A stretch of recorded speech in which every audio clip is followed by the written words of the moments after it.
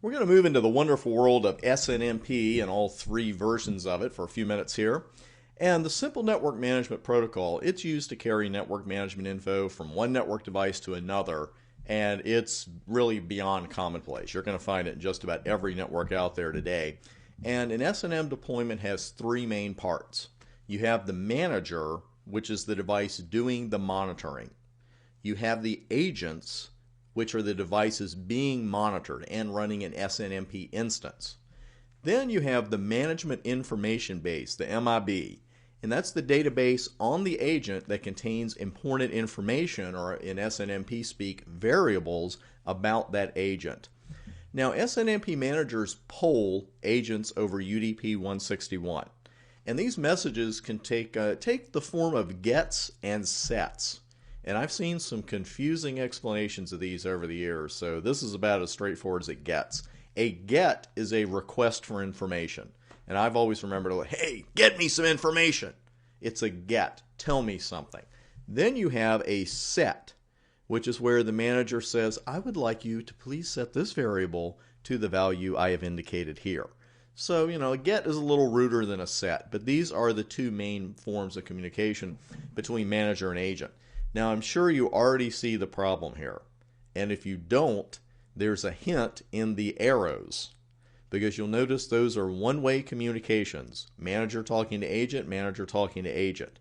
And the problem is, let's say that you have a 10-minute interval set on this polling. And 10 seconds after the most recent polling, some variable changes wildly on the agent. Something happens, an event occurs that the manager really should know about right now. Well, with gets and sets, you don't have that. And then the next time the manager asks, hey, get me some information, it could be, hey, 9 minutes and 50 seconds ago, something really bad happened. And that's not the kind of rapid notification we like in today's networks. So to get such a quick notification on an event without overloading the manager by over polling, because one approach you could take is, well, we'll just poll every 10 seconds. That's probably not good either, because you're putting a huge workload on the manager. The agents have to answer all those pollings, and there could be a little bit of a bandwidth issue in there, but I'd be more worried about the overload on that manager. What we can do instead is configure what we call a trap. Yes, it's a trap, and I'm really bad at it. Do your own. We configure these traps on the managed devices, and it allows the agents to send a message to the manager when such a variable changes. It's like, here's some information that you should have right away. Now, we still have three versions of SNMP out there, versions 1, 2C, and 3.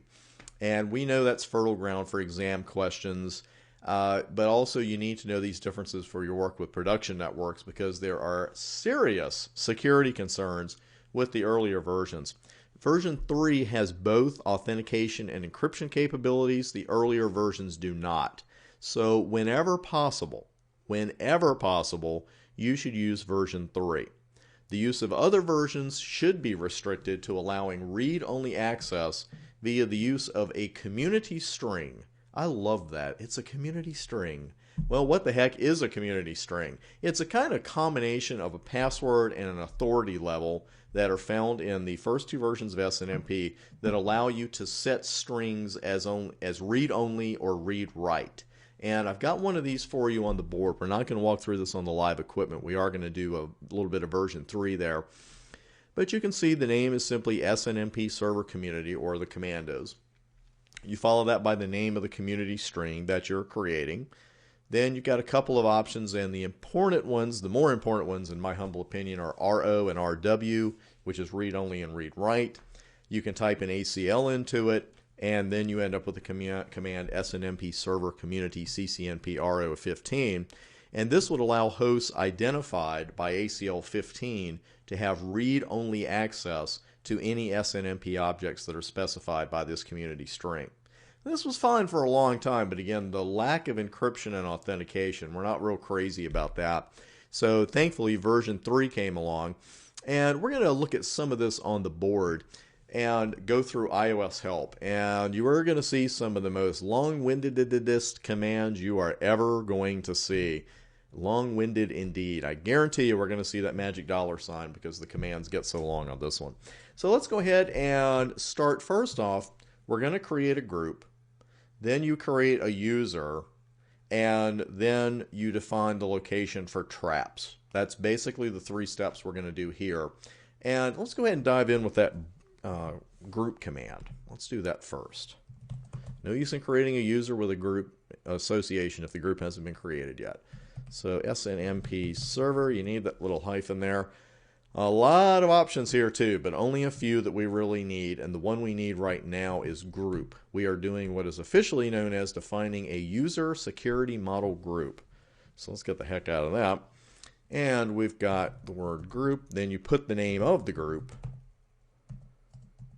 And here comes the first part that really tests whether you understand which versions have authentication and encryption, because you got to pick one of these groups.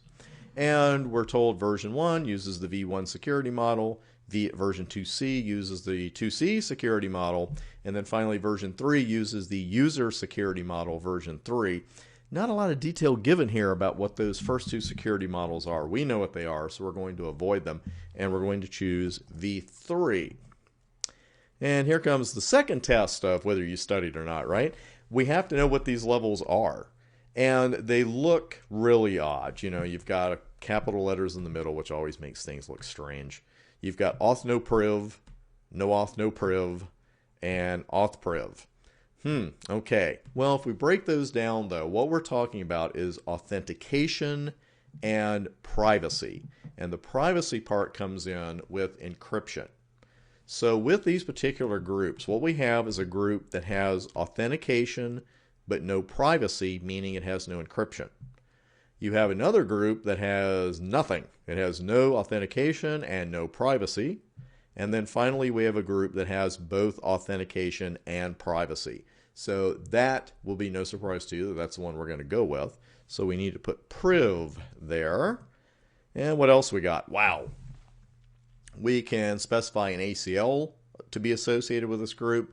Context and match we're not concerned about with, and really these views, I want to talk about these for a minute. We're not going to configure one because writing SNMP views really is far, far, far out of the scope of the NP switch exam. But I do want to tell you a couple things you need to know about these groups: notify, read, and write. If you don't define a read view, all objects can be read. Okay, makes sense.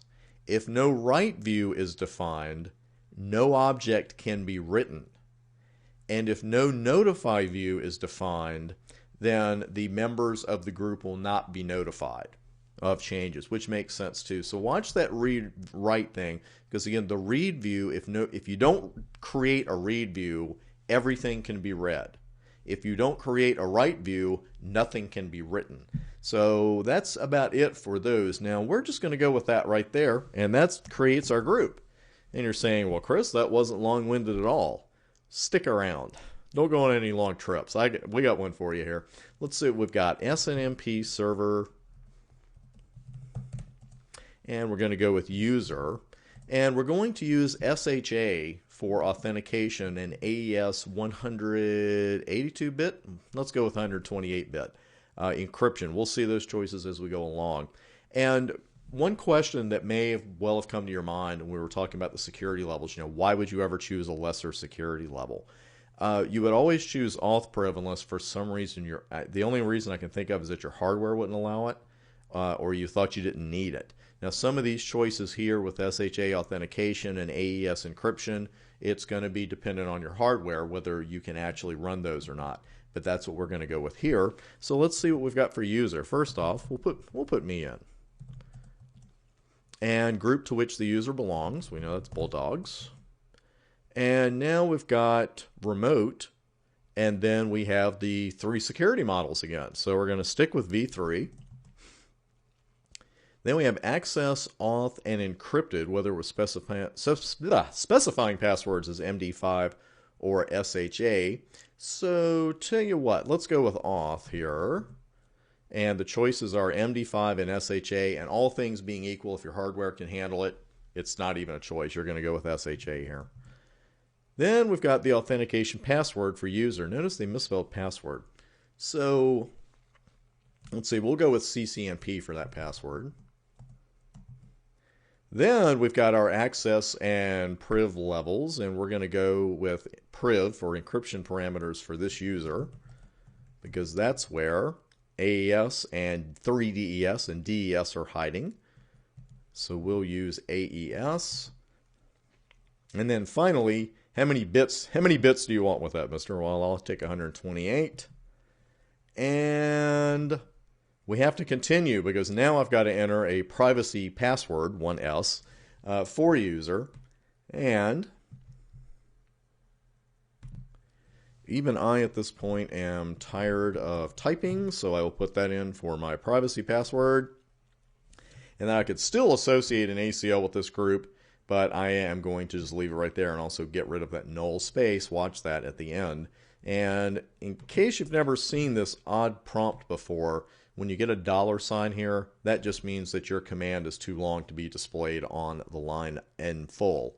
If you wanted to start it at the beginning, see it from the beginning, you could just go Control A, and that will move your cursor to the front and also move the command to the front. So that is it for that command. Now we need to define the location for traps, and you'll notice it mentioned configuring SNMP version 3 USM user, persisting, and then please wait, and then we're done. So far so good. Now you just simply have to define the location for traps. Or is it that simple? Let's use the command. And this time we want host. Specify host to receive SNMP notifications. And then we're going to put 10113 in for this one. And we're asked for a couple things, but what we want is to send trap messages to this user. Then you've got to define your your version for notification messages. And here are those choices again, 1, 2C, and 3. We'll go with 3. Then I'm asked for the privilege level again, or the security level, I should say. And I'll stick with priv. And then finally, who is the user? And that's going to be me. And as you see, again, unbelievably, I know you're saying, how many options does this thing have? A lot. But we're going to go just with that. Let's get rid of that null space. And we're done. And that's really, that's a basic walkthrough through SNMP version 3. Gives you a taste of what's going on, especially with those security models. I would know that stuff by heart. As you can see from all the choices, we literally could spend hours with SNMP. But personally, for this exam, I would stick with the versions, knowing how to create a group and a user and setting up authentication in version 3. And that will do it. So that concludes our look at SNMP. Next up, we're going to take a look at something called SLA. And that's going to be on the lab and on the board on the very next video. See you there.